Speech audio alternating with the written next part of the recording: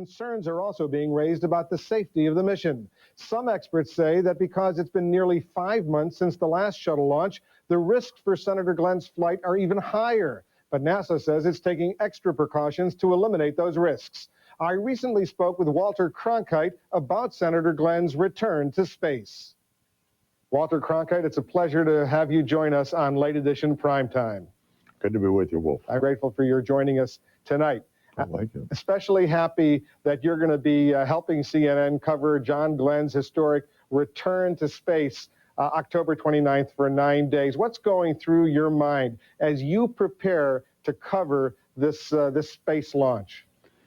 Well, from a personal standpoint, I'm looking forward to the excitement of Cape Canaveral launch site, launch day, and another important mission of the space shuttle.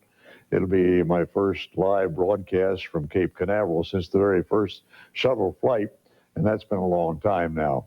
So I'm looking forward to that from a personal standpoint. From a national standpoint, I think the flight is important. I think it's refocusing our attention, at least momentarily, on space flight, on the flights of the shuttles. NASA has sort of suffered from its own success. The flights have been so successful over the last couple of decades that we don't pay any attention to them anymore. I predicted that at the very beginning of the space age. I said, you know, space travel is going to be a success when we don't pay any attention to it. Well, that's just about happened. The public is so blasé today about the shuttle flights that we don't even know they're up there. We don't know they've been launched. We don't know they're up there. We don't know they've come back safely. We don't know of all the accomplishments out there. So I'm going to be thinking of that as well. I'm going to be thinking a little bit about the nation's morale these days with the I think low ebb of national morale with what's been going on in Washington and perhaps with the economic pressures today and other things. We need a little boost, a little reminder of what America can accomplish. And it won't hurt to review the days back in the 60s when we also were a little low, and the space program itself lifted us out of our national doldrums. We'd been split like nothing had split us by the Vietnam War, nothing since the Civil War, maybe worse than that. And yet, the civil rights fight, Watergate, indeed. And here we always could look up to the stars and see progress right up to the point where we landed on the moon toward the end of the decade. You know, some critics, though, get to this very point, and they say sending John Glenn, a 77-year-old senator, up in space is a public relations stunt designed to help NASA get more funding, focus in attention, because Americans have become blasé. What do you say to those critics who think this is just PR? I say it's part of that national cynicism of which we're all guilty these days. Obviously, NASA hopes to profit in the public relations sense from this flight. That's a rub-off value. But primarily, the value is in the medical experimentation of sending this 77-year-old individual into space to test the effect of weightlessness on the older body, what happens to the muscles, the bone structure, to the coronary structure, and all of these things. Very, very important. Important, first of all, in what benefit we may get out of the treatment of older individuals, lengthening their lives, making them a little more satisfactory in later years. We may learn something about the effects of weightlessness that can be important in that regard. As with all experimentation, we don't know what we're going to learn until we do it. And furthermore, it'll be important to get this baseline data before we begin building space stations and expect to send a cross-section of our population into space. Older people will want to live in space as well as younger people as we move on into the next millennium. And that's going to be very important as well. All of this will come from John Glenn going up there. This is no great vacation for John Glenn. I think there's a misconception on that part.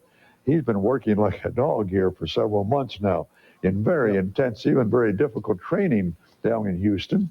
He's going to not be comfortable In the 9 days of that flight, his body's going to be wired with dozens of electrodes. That's it. That's no big. How much danger do you think he actually will be facing? The same danger that the other astronauts will be facing in that flight. These still are dangerous flights, despite the fact we've got a very good record. We've only lost one orbiter in all of these years. But as far as personal danger, as in a health standpoint, the doctors are assuring him, and I don't think they let him go if it weren't for the fact that he is in excellent physical health. They don't doubt that he will not sustain any serious damage in this flight. You know, correct me if I'm wrong, but wasn't there talk years ago when you were actively covering this beat of your going up in space at one point and sending a journalist up in space? Was that just talk, or was that serious? Oh no, that was very serious.